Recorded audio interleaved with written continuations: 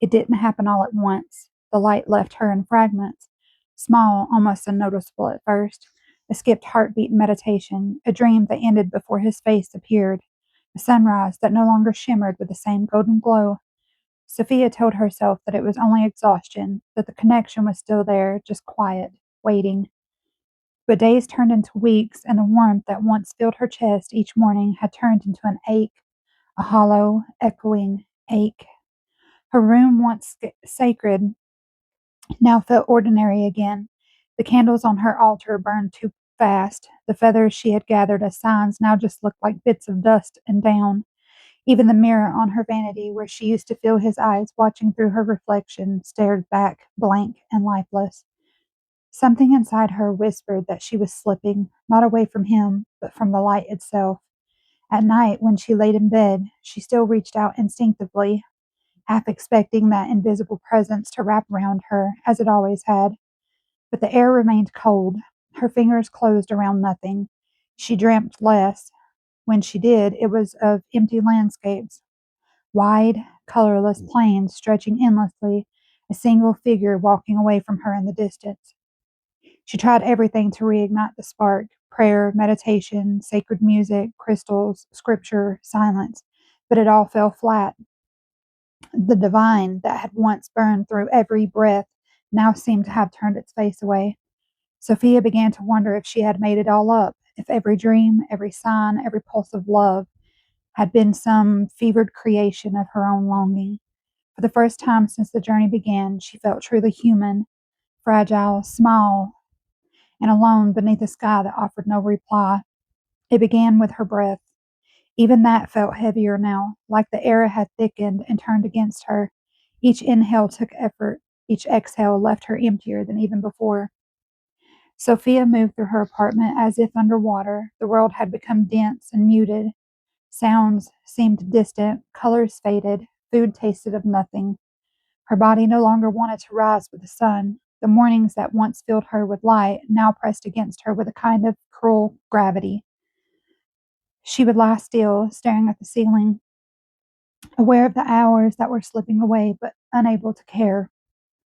There was no desire to create, no spark to write, no curiosity to seek. Even the rituals that once brought her comfort, her tea, her prayers, the soft music that she used to play, only deepened the emptiness. Sometimes she would catch her reflection in the mirror and not recognize herself. Her eyes looked older, not from age, but from the absence of light. Her face had become a landscape of fatigue. She stopped answering calls, stopped visiting the shop. The thought of conversation, of pretending to be okay, felt impossible.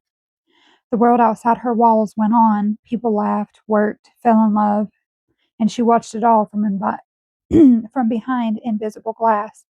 Her dreams, when they came, were murky and fragmented.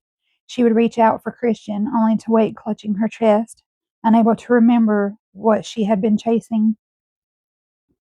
By mid-afternoon, the light through the window seemed to mock her, the brilliance that she could no longer feel inside.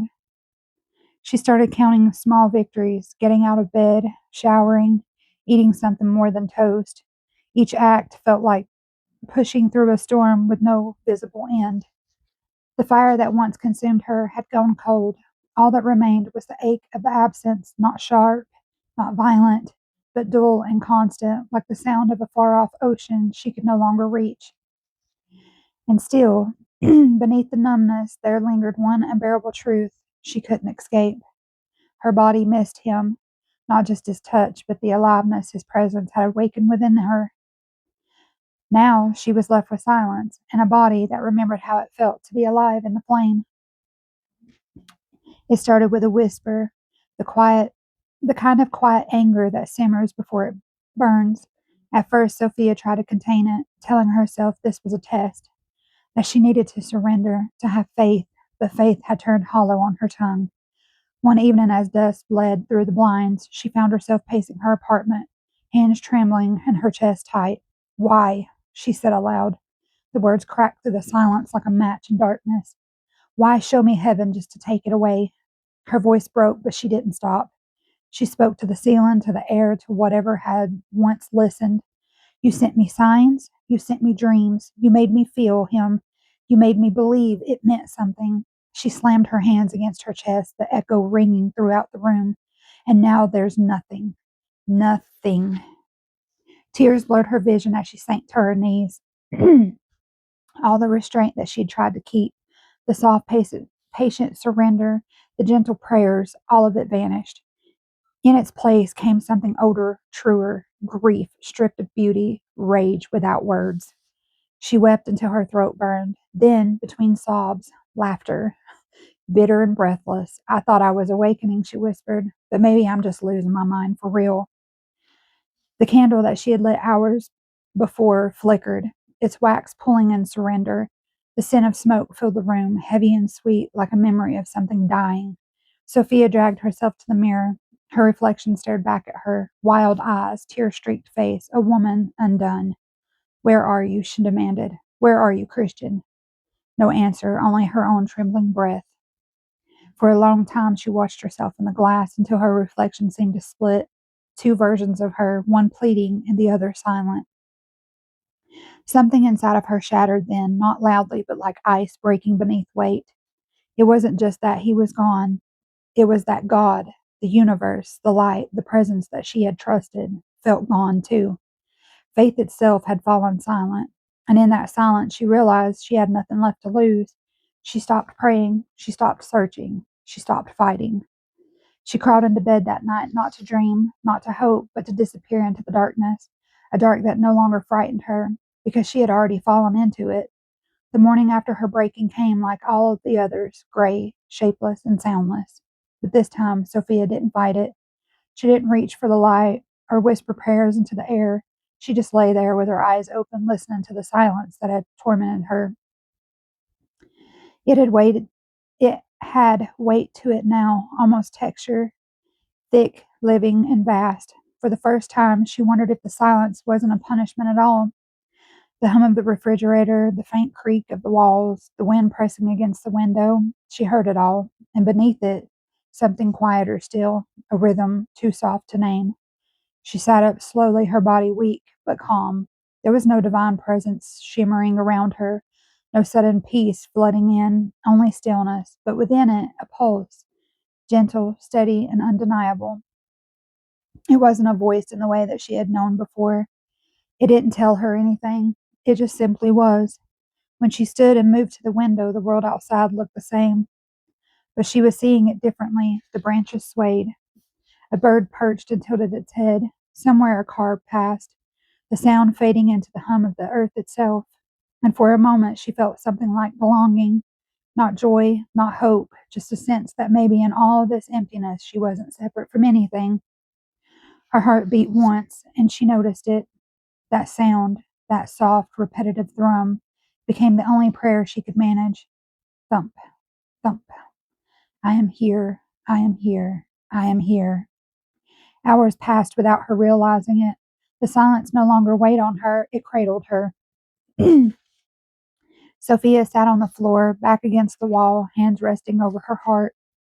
Tears came, not from pain this time, but from recognition, the faint understanding that what she had called God or Christian or love had never truly left her.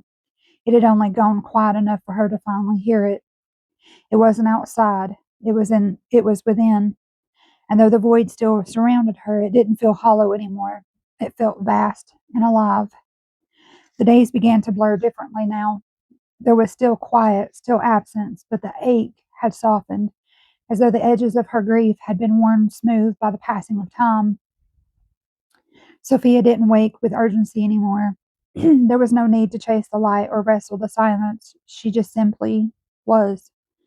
Sometimes she would sit for hours in her small kitchen, a mug of untouched tea cooling beside her, watching the play of sunlight across the wall. Nothing happened, and yet everything did.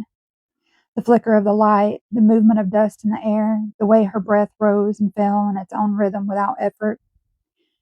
There was a tenderness to it, something wordless, ancient, a love that didn't need a face or a name.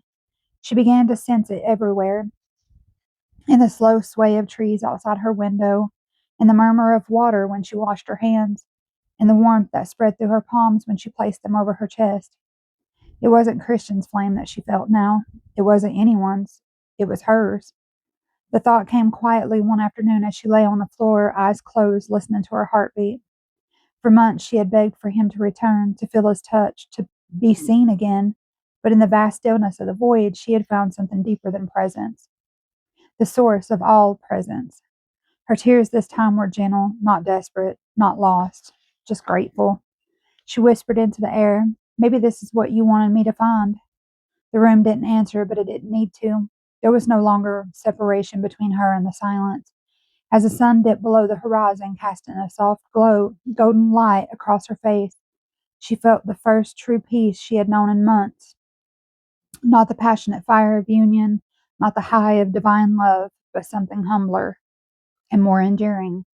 A still flame, steady, quiet, lit from within.